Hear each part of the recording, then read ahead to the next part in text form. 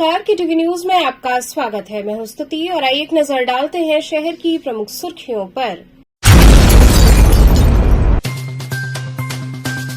BHU multi super speciality building में जिलाधिकारी ने जन औषधि केंद्र का किया उद्घाटन।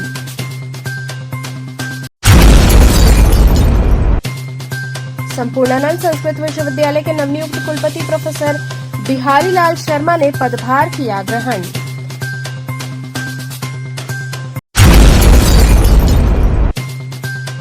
गंगा के जलस्तर में 1 सेंटीमीटर प्रति घंटे की रफ्तार से बढ़ा हुआ दर्ज।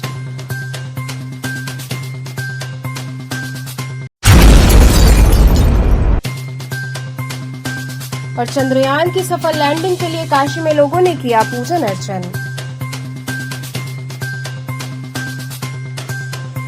और अब खबरें विस्तार से। BHU multi super speciality building में जिलाधिकारी ने जन औषधि केंद्र का उद्घाटन किया। उच्च गुणवत्ता और कम कीमत वाली दवाओं के लिए प्रधानमंत्री नरेंद्र मोदी द्वारा चलाई जा रही योजना प्रधानमंत्री भारतीय जन औषधि केंद्र को जगह जगह खोला जा रहा है, ताकि लोगों को सस्ती दर पर उच्च गुणवत्ता वाली दवा उपलब्ध हो सके। इसी क्रम में काशी हिंदू विश्वविद्यालय स्थित मल्टी सुपर स्पेशलिटी बिल्डिंग में जन औषधि केंद्र का जिलाधिकारी एस राजलिंगम ने फीता काटकर उद्घाटन किया, जिसके बाद उन्होंने मल्टी सुपर स्पेशलिटी वार्ड में पहुंचकर चिकित्सा से संबंधित चीजों को जाना तथा इस दौरान बीएचयू के चिकित्सा अधीक्षक प्रोफेसर के गुप्ता ने विभिन्न चीजों से परिचित कराया। उन्होंने जन औषधि केंद्र में पहुंचकर विभिन्न दवाइयों के बारे में जानकारी प्राप्त किया। यह जन औषधि केंद्र pharmaceutical and medical devices bureau of India के द्वारा खोला गया है, जिसके तहत बाहर की दवा की अपेक्षा 50 से लेकर 90% तक की कम कीमतों पर दवा उपलब्ध होगी। यहां पर उच्च गुणवत्ता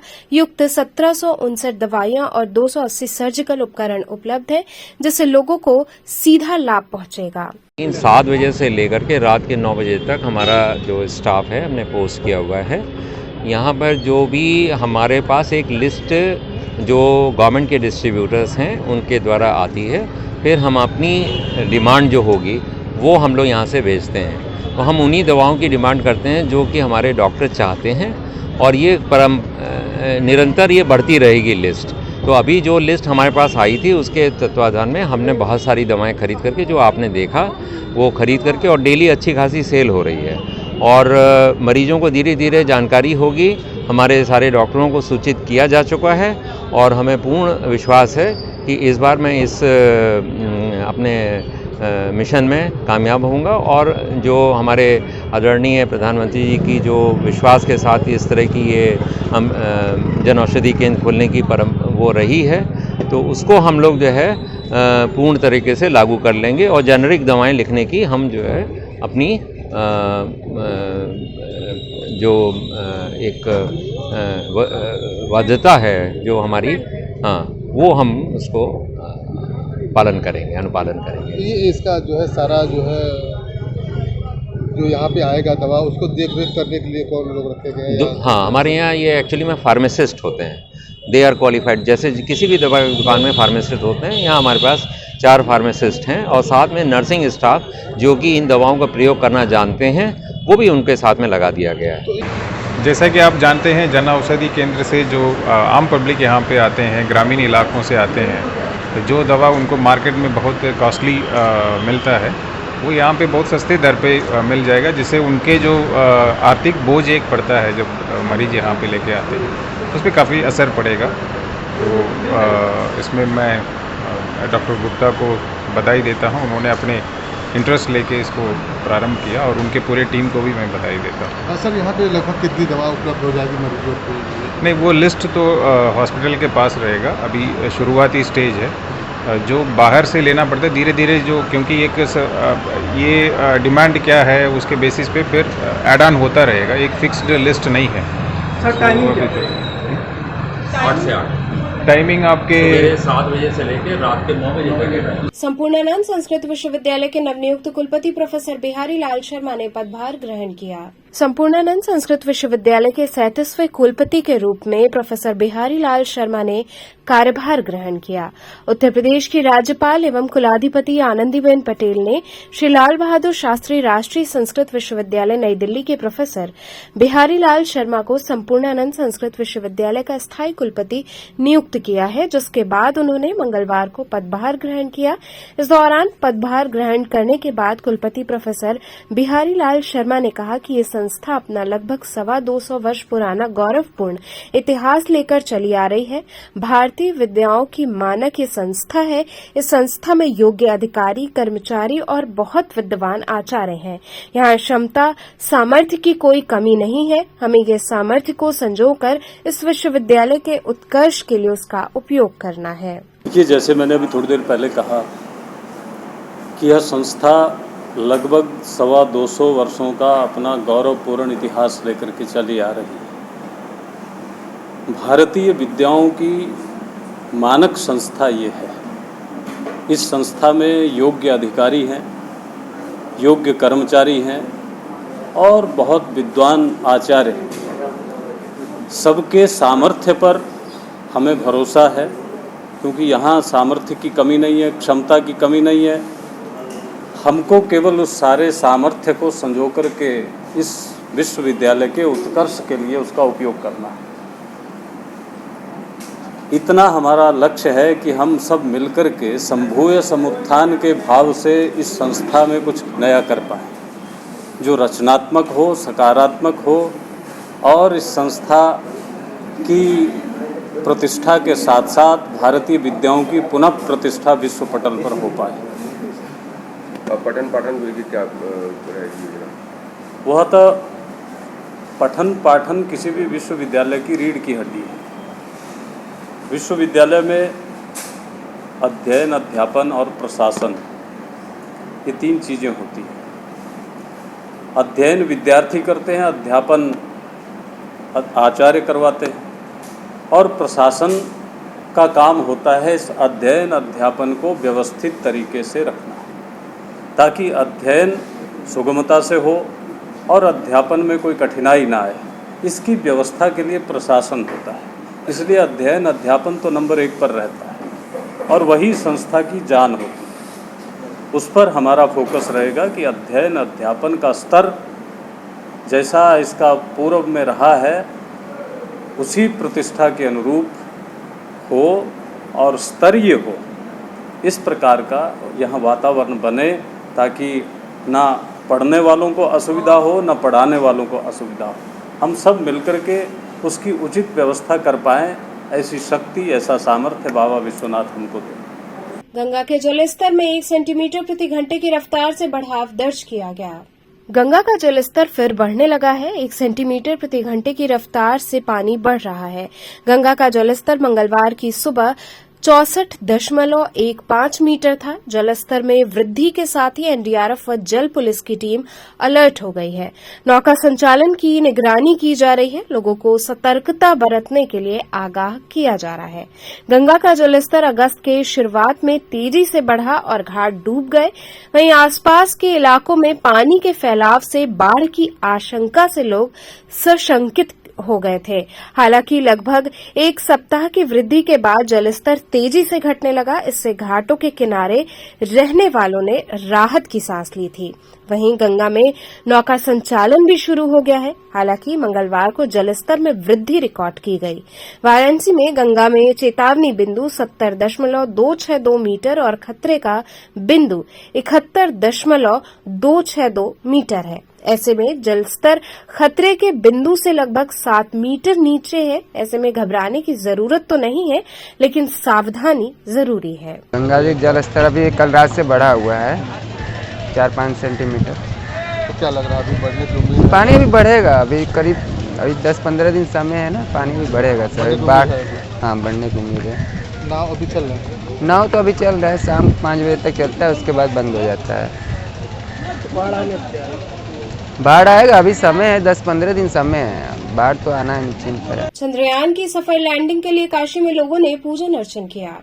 भारत का चंद्रयान-3 नया इतिहास रचने की दहलीज पर है। यान से अलग होकर लैंडर विक्रम चंद्रमा की सतह की ओर बढ़ चला है। चंद्रमा पर इसकी सफल लैंडिंग की प्रार्थना करते हुए मंगलवार को पौराणिक काशी नगरी के सिंधिया घाट पर चंद्रयान-3 की तस्वीर लेकर नमामि गंगे के साथ महर्षि वेद विद्यालय के बटुकों ने भगवान भास्कर और मां गंगा की आरती उतारकर आशीर्वाद मांगा। राष्ट्र ध्वज के साथ वैदिक मंत्रोच्चार के बीच बटुकों ने सफल लैंडिंग के लिए आराधना की। नमामि गंगे काशी क्षेत्र के संयोजक राजेश शुक्ला ने कहा कि भारत का चंद्रयान-3 मील का पत्थर तय करते हुए एक नया इतिहास रचने की दहलीज पर है। विक्रम लैंडर की सफलता के लिए हमने बटुकों के साथ बाबा विश्वनाथ, भगवान भास्कर और मां गंगा से गुहार लगाई है।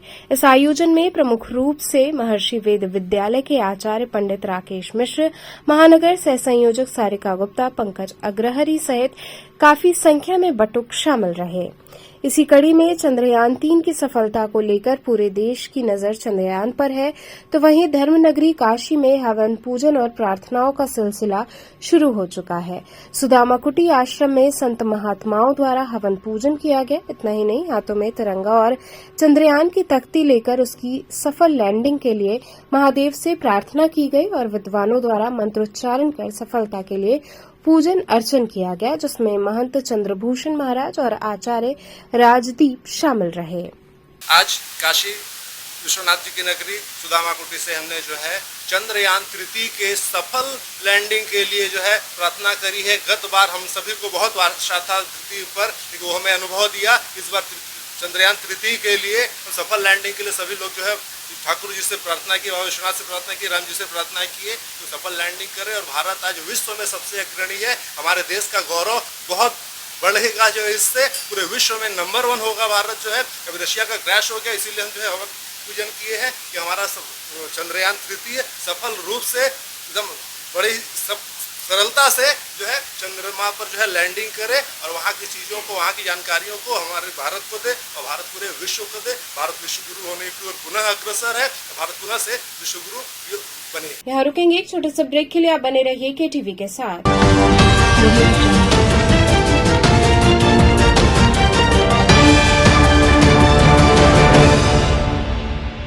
खबरों से जुड़े रहने के लिए हमारे चैनल KTV वाराणसी को सब्सक्राइब करें और लेटेस्ट अपडेट्स के लिए बेल आइकन को प्रेस करें।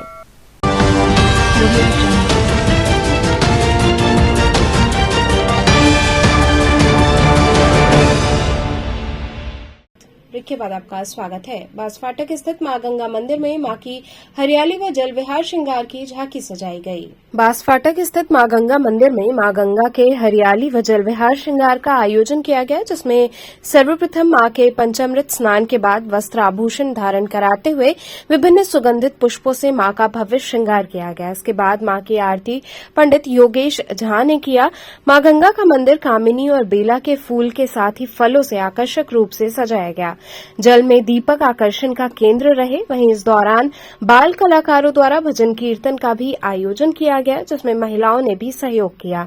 विमल त्रिपाठी ने बताया कि यहां हर वर्ष नाग पंचमी को माता गंगा का हरियाली व जल विहार श्रृंगार किया जाता है, जहां काफी संख्या में लोग दर्शन पूजन करने आते हैं।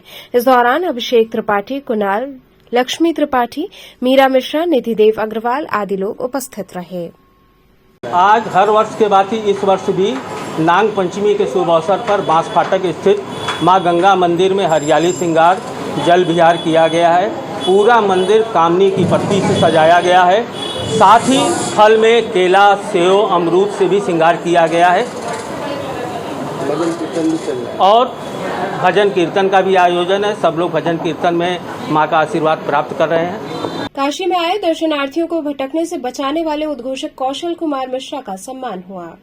काशी में आए भक्तों को भटकने से बचाने वाले उद्घोषक कौशल कुमार मिश्र का सम्मान हुआ। गोदौलिया चौराहा काशी का हृदय स्थल कहा जाता है। इस रास्ते से लाखों भक्त बाबा दरबार और गंगा आरती को जाते हैं। उद्घोषक कौशल कुमार मिश्रा आने जाने वाले हजारों लोगों को माइक के माध्यम से भटकने से बचाते हैं और कईयों को तो मिलाने का कार्य भी करते हैं। कौशल पहले दूरदर्शन में भी उद्घोषक का कार्य करते थे। अब वो गोदौलिया चौराहे पर उद्घोषक के रूप में निःशुल्क सेवा दे रहे हैं। काशी में होने वाले विशेष पर्व पर कौशल मिश्रा अपनी आवाज से मदद करते हैं। इनकी योग्यता को देखते हुए गदौलिया चौराहे पर बने पुलिस बूथ पर एसीपी दशाश्वमेध अवधेश पांडे और आंध्रा आश्रम के ट्रस्टी वीवी सुंदर ने दुपट्टा भेंट कर सहयोग राशि प्रदान की। एसीपी अवधेश पांडे ने कहा कि ये दूसरों को अपने उद्घोष के माध्यम से मिलाने का कार्य करते हैं। ये हमारे काशी रत्न हैं। ये कौशल कुमार मिश्रा जी हैं जो यहाँ उद्घोषक के रूप में कार्य करते हैं। विगत काफ़ी लंबे समय से वाराणसी में अपनी सेवाएं दे रहे हैं। इनकी सेवाओं को दृष्टिगत रखते हुए अभी गंगा पुष्कर मेला हुआ, उसमें इन्होंने अतुलनीय योगदान दिया। उसको देखते हुए सावन मास लगभग समाप्त हो रहा है, केवल एक सोमवार बचा है। इस पूरे सावन मास में अधिमास में इनकी सेवाओं को देखते हुए जो यहाँ के श्री वीवी सुंदरम साहब हैं, आंध्रा आश्रम जो है उसके मालिक हैं, मैनेजर हैं, केयरटेकर हैं, इन्होंने गंगा पुष्कर मेला में बहुत सहयोग किया और बहुत अच्छा अपने आश्रम में जितने श्रद्धालु आए तो सबको रुकवाया। उनकी तरफ से और श्री गजानन जोशी जी हैं मानसरोवर घाट में, इनकी तरफ से आज कौशल कुमार मिश्रा जी का सम्मान किया गया है। उनको अंगवस्त्र प्रदान किया गया और उनको कुछ आर्थिक मदद भी की गई है। पुरस्कार के रूप में भेंट स्वरूप उनको वो राशि दी गई है, जिसका हम सभी इनके श्री सुंदरम जी के प्रति और गजानन जोशी जी के प्रति अपना आभार व्यक्त करते हैं कि कम से कम वो लोग इस प्रतिभा को पहचानने में हैं और समय समय पर ये लोग आगे आकर मदद करते रहते हैं। हमारी ईश्वर से प्रार्थना है कि सुंदरम जी, जोशी जी और श्री कौशल कुमार मिश्रा जी हमेशा दीर्घायु हों, खुश रहें और प्रसन्न रहें। एक काशी में जो गदौलिया चौराहा एक मुख्य जगह है बनारस का, ऐसा कोई नहीं जानता हो। बाबा दरबार में जाना है तो गदौलिया होकर ही जाना है। ऐसे गदौलिया चौराहे पर जो हमारे मिश्रा जी, कौशल किशोर जी जो बैठे जो सेवा कर रहे हैं, ये सेवा खाली अनाउंस नहीं कर रहे हैं, जो भक्त लोग काशी आते हैं उन्हीं का सेवा कर रहे हैं। जो कहा जाता है कि बाबा दर्शन जो करने जाता है उनका पैर छुए, यही हम लोग का भाग्य है। मंदिर में दर्शन करने की जरूरत नहीं, जो बाबा के दरबार में जाते हैं उनका पैर छू के जो हम लोग का आशीर्वाद लेते हैं यही बहुत है। ऐसे स्थिति में जो मुख्य चौराहे पर जो बैठ के जो सेवा कर रहे हैं, वो जो मंदिर जा रहे हैं उससे भी बड़े भक्त हैं, भले मंदिर न जाए। हम भगवान से यही प्रार्थना करते हैं उनका आयु और बढ़िया दें, स्वस्थ रखें, इसी तरह जनता की सेवा करते रहें। सनातन धर्म इंटर कॉलेज में दुर्गा पूजा समिति द्वारा महुअर खेल का आयोजन किया गया। सनातन धर्म इंटर कॉलेज में दुर्गा पूजा समिति के द्वारा नागपंचमी के मौके पर महुअर खेल का आयोजन किया गया। पौराणिक कथा के अनुसार महुअर खेल आयोजित हुआ। इसे काशी के विभिन्न भागों में खेला जाता था। इसे तंत्र मंत्रों द्वारा खेला जाता है। ये खेल विलुप्त होने की कगार पर है। इसको जीवित रखने के लिए काशी में इसका आयोजन किया गया, जिसमें प्रमुख रूप से आयोजक सूरज जायसवाल, धर्मेंद्र गुप्ता, बाबू चौरसिया व अन्य लोग शामिल रहे। ये हजारों साल पुराना परंपरा है जो चला आ रहा है और उसको हम लोग पूरा निभा रहे हैं अच्छी तरीके से। क्या उद्देश्य है इस कार्यक्रम? ये उद्देश्य ये लुप्त हो चुका है नागपंचमी का त्यौहार, और हम लोग जनता में ये जागरूक करना चाहते हैं कि नागपंचमी में इस तरह का खेल महुआ जादू टोना होता है। तो क्या संदेश देंगे आप? संदेश हम यही देना चाहते हैं कि जैसे हमारे सनातन धर्म इंटर कॉलेज कैंपस में ये त्यौहार मनाया जाता है, अनेक मोहल्लों में अनेक जगह पे ये त्यौहार मनाया जाए ताकि नागपंचमी को लोग अच्छे से मनाएं। देखा जाए तो कुश्ती दंगल सब खत्म हो रहा है, इस पे आप क्या कहेंगे? ये लोगों में जागरूकता नहीं है। अब जो है कि लोग आपस में जो है कि कुश्ती दंगल में शौक नहीं, जिम वगैरह में ज़्यादा जाते हैं हम, और अपने अखाड़े वगैरह में दंगल वगैरह में नहीं जाते हैं। ये सब लुप्त हो चुकी है। इसमें क्या क्या होता है? ये जादू टोना है, मंत्र होता है एक, जो इस मंत्र को जानता है उसी के ऊपर ये मंत्र लगता है, वही खेल पाते हैं, और अन्यथा और कोई नहीं इसको खेल पाता है। ये बहुत पुरानी परंपरा है, करीब 40 साल से इस कैंपस में भी यहाँ हो रहा है। बीएचयू में IHS कॉन सम्मेलन 2023 का आयोजन होगा, जिसमें देश के अग्रणी सर्जन भाग लेंगे। काशी हिंदू विश्वविद्यालय का सर्जरी विभाग इंडियन हार्निया सोसाइटी के तत्वावधान में IHS कॉन सम्मेलन 2023 का 15वां राष्ट्रीय सम्मेलन आयोजित करने जा रहा है। सम्मेलन का आयोजन आगामी 25 व 26 अगस्त को बीएचयू के पद्मश्री KN उडप्पा सभागार में किया जाएगा। सम्मेलन में देश के विख्यात लेप्रोस्कोपिक सर्जन के साथ देश के विभिन्न मेडिकल कॉलेज के रेजिडेंट डॉक्टर भी शामिल होंगे। सम्मेलन के पूर्व बीएचयू के जनसंपर्क कार्यालय में आयोजित प्रेस वार्ता में सम्मेलन की आयोजक समिति के अध्यक्ष डॉक्टर सीमा खन्ना ने बताया कि सम्मेलन में 30 से अधिक मरीजों का ऑपरेशन देश के सुप्रसिद्ध लेप्रोस्कोपिक सर्जन करेंगे, जिसके लिए मरीजों को न तो कहीं बाहर जाना होगा और न ही कोई अतिरिक्त शुल्क लिया जाएगा।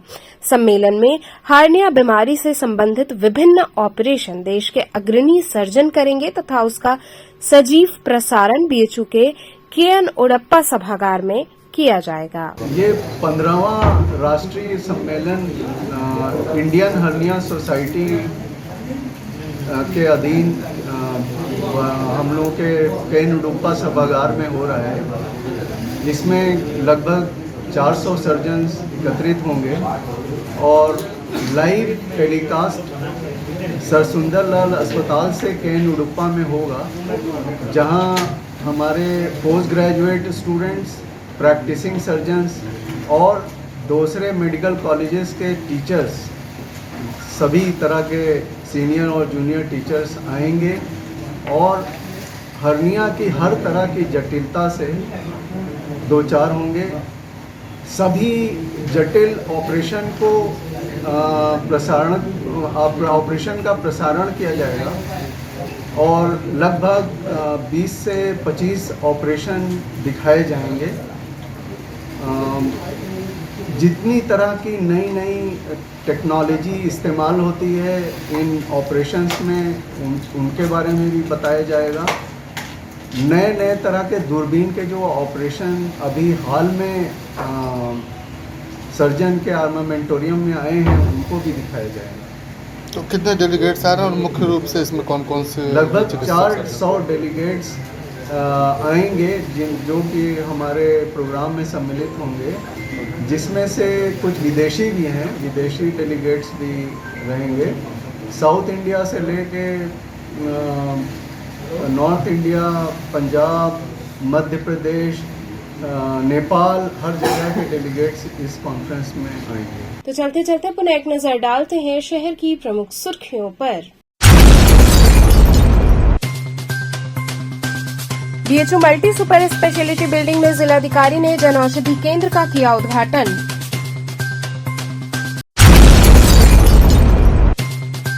संपूर्णानंद संस्कृत विश्वविद्यालय के नवनियुक्त कुलपति प्रोफेसर बिहारी लाल शर्मा ने पदभार किया ग्रहण।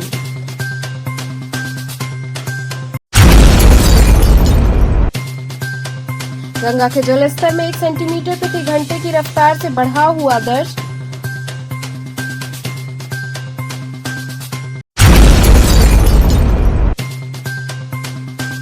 और चंद्रयान की सफल लैंडिंग के लिए काशी में लोगों ने किया पूजन अर्चन।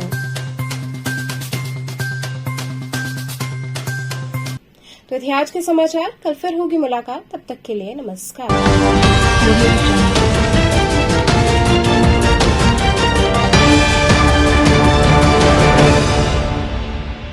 खबरों से जुड़े रहने के लिए हमारे चैनल KTV वाराणसी को सब्सक्राइब करें और लेटेस्ट अपडेट्स के लिए बेल आइकन को प्रेस करें।